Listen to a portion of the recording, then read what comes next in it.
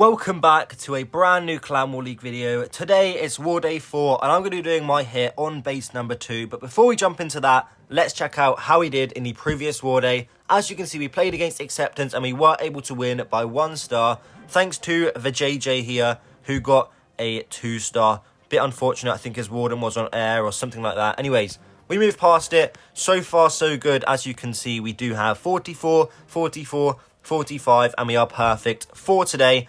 So I'm going to be attacking base number 2. As I said, here is the base that I'm going to be attacking. We're going to jump into the planning process of this base, then into the live attack, and then into a couple of replays from a previous War Day. So let's get right into the planning. So if you guys did watch yesterday's video, you will know I did actually attack this base yesterday as well. It's very, very easy, very, very simple and straightforward. So here is my plan.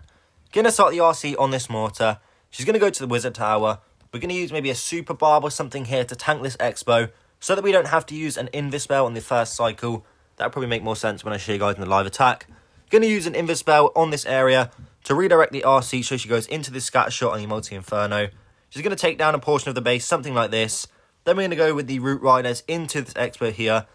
They're going to move through the base on this arrow here. And of course, we're going to run our King and the Queen on the outside of the base. Queen will start around about here. She'll clear some of this trash buildings. And then we'll start with the King in the yellow here.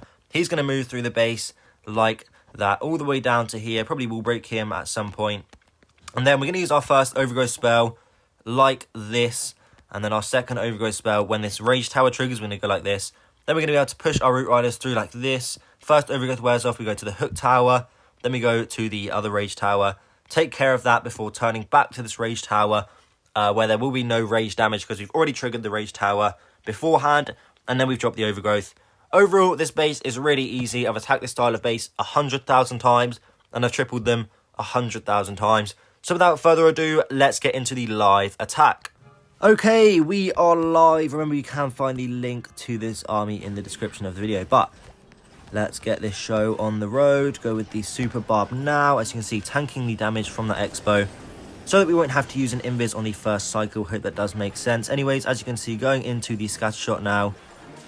We can continue with a single cycle. She should continue to go forward. In some cases, when I've attacked the space, I think she does actually get the Hook Tower down. But it can be quite risky, of course, because there's lots of heroes around. And I don't really want to be taking any risks in terms of losing my RC or something like that. Best case scenario here, we do get the Rage Tower down. And that is what's going to happen. And we'll see, maybe we can get the Mono down as well. I'm going to go for it because we can double cycle. Not going to be... yeah, I'm going to go get it down. Okay, fine. Look at all this stuff up here. Why am I talking like this? I don't know. Maybe it's nerves. We're going to go with the Ice Golem, like so. All of the rest of this stuff in here. And we're going to have to... that's a bit unfortunate. Okay, let's poison this.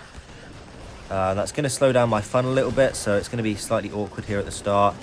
We'll go with the double Headhunter. Unfortunately, we are going to lose the Fox, I do believe. Looks like the King is going to go and take himself. Oh, no. Okay, this one might get a little bit fishy now. We got ourselves we've got ourselves an attack on our hands, people. Royal Champion Spear has been swagged. Honestly, I don't think it's going to matter. I normally just swag it anyways. Minion Prince is being very annoying here, so if someone would kindly take down the Minion Prince for me, that would be exceptional. I think we've got this one. I mean, even after my RC just got hooked, quite unfortunately, I think this one's smashed. Oh my goodness, this Hook Tower is so locked in. How did it just snipe my Apprentice Warden out of everything that was there? That is insane. Yeah, I should have waited for the Rage Tower to trigger before actually going for the Overgrowth spell. Didn't do that. Should be fine though. No need to panic or anything. And that's one thing I think people do in Clan War League. They kind of get off to a bad start and they panic. And the number one thing in Clan War League, this is my advice for Clan War League, just chill, okay? Don't be nervous. When you're nervous, you're going to make mistakes. I wasn't nervous for this one, but I made a mistake. I stayed calm. Lots of people would have panicked there, started pressing their Warden ability, all their abilities, bang, bang, bang. Oh my gosh, I'm going to fail, I'm going to fail, I'm going to fail. Nah, you're good. As long as you've got the skills, you need to keep your composure. It's all about composure. It's all about, you know, keeping your nerves under control. And as you can see, despite the fact we just swagged our RC effectively for the second portion of the attack and her ability, we just absolutely crushed this one. Could have swagged the king ability easily. So there we go. Nice little 3-star. Now I'm going to show you guys some of the replays from the previous war day against Acceptance that you wouldn't have seen on any other YouTuber's channel. So make sure to stick around for that. Let's get right into it. Okay, so the first attack that we're going to watch is from the legend Dark Clash of Clans, of course. The, dare I say, GOAT of Fireball at the moment. Anyways, he is going to be going for, of course, the Warden charge into the Fireball on this base. This attack was very clean. Uses 2 rocket balloons there to take down, what was that, the Wizard Tower there? I can't even tell you, honestly. But maybe intentional, maybe not. He does trigger the Poison Tower, which is going to be really useful. So that is not going to obviously slow down his Warden during the attack. Sprinkling in a rocket balloon there just to split the damage of the multi-arch tower so that the Warden doesn't get overwhelmed and he doesn't have to invest a spell. So very smart so far. Freezes the Warden in place, although maybe a little bit unnecessary because the gold storage was there. But nonetheless, better safe than sorry. Takes down the gold storage. Uses the baby dragon onto the hero hall there to make sure the Warden is going to the right side of the base where the Expo and the ricochet cannon is. So far looking great at the moment. Just waiting now for the Warden to go to the right area, making sure he is safe before starting up his hero dive on the opposite side. And as you can see, the Warden did get very close to going down there.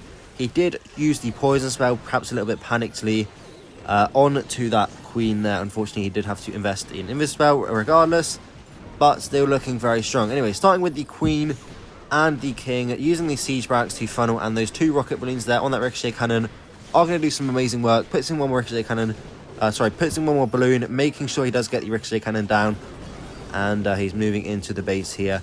Queen is doing a great job, and the thing that I really like about his attacks is that he uses those druids so incredibly well. Just watch the amount of value that this Queen is going to get with the rage spells and the druids, and this was one thing that I just wasn't able to get down when I was using his army, but he just does it absolutely perfectly. So as you can see, Queen with ability and the raged up druids isn't even taking any damage. Invises the Queen, rages her up again. Druids are still healing, although taking some damage from the Fire Spitter. Freezes the Fire Spitter, and as you can see, the Queen is still going. The Druid healing does wear off, but as you can see, still got the RC, still has a freeze in the back pocket. This one is absolutely smashed. The amount of hero dive value that he was able to get in the short amount of time that he had in this attack was absolutely insane. So he is going to be swagging the RC on this one. Very clean so far, and in case you guys haven't caught on, a lot of people in this clan are using Fireball. So I apologise if you are going to get bored of that. But nonetheless, let's get into the next attack. So the next attacker we are going to watch is Koohina, who does have a YouTube channel, though I don't think he's actually very active. He did place rank 8 in the world, I think last season, or maybe the season before that. Anyways, he is going to be using dragons on 10 dinosaurs base, who is actually also playing in our clan. He has 4 accounts in the Acceptance clan, and he had 1 account in our clan, although he didn't let either clan down. I think he went perfect. So yeah, he is a really talented attacker, but we'll get into some of his attacks in a later video. Nonetheless, we're going to watch Koohina here, and as you can see, he is using the RC charge with the dragons. Uses the Invis there to redirect the RC, making sure she does go into the scatter shot, and takes down the Inferno. And this is probably the cleanest RC charge I have ever seen. I don't know about you guys, but this is just so clean. For some reason here, I would have thought he would have popped his haste vial, but I suppose he wanted to keep the RC nice and under control. But I don't think he does quite get the full value from the haste vial in the end. As you see, he pops it really late. No invis spells left, and I don't think the RC is in cycle, so the Fox will not keep the RC alive here. Although I don't think he takes enough damage, and I think, yes, the RC does live. He does get the full value from the RC charge, and as you can see, a huge chunk of the base is gone, and unfortunately, or maybe fortunately, or I don't know, but he's not using a poison spell, so this Furnace is doing a lot of great work to take him down. I'm not sure what the idea was with the freeze ice block spell here, because on this occasion there's not actually a lava hound in his army, so I'm not sure what the idea was with that one. I think a Furnace would have been a lot better. And also, if you didn't notice, he does have the Warden on ground, so his Warden ability was popped incredibly early. So this is kind of panic mode at the moment, because the Warden ability got forced very early, and he's going directly into the Air Sweeper and the Fire Spitter here, as well as the Poison Tower. So you will see in just a moment, he does start to get a little bit overwhelmed, but nonetheless, we'll see if he's going to triple. Oh wait, you already know he tripled, because I showed you guys at the start of the video that all of our players did go perfect. But as you can see, it's getting a little bit close. The air defense there off to the right hand side of the Minion Prince does take him down, and the Sneezy is also sniped by a Seeking Air Mine. So it got a little bit close in the end, although not really enough damage to stop this one.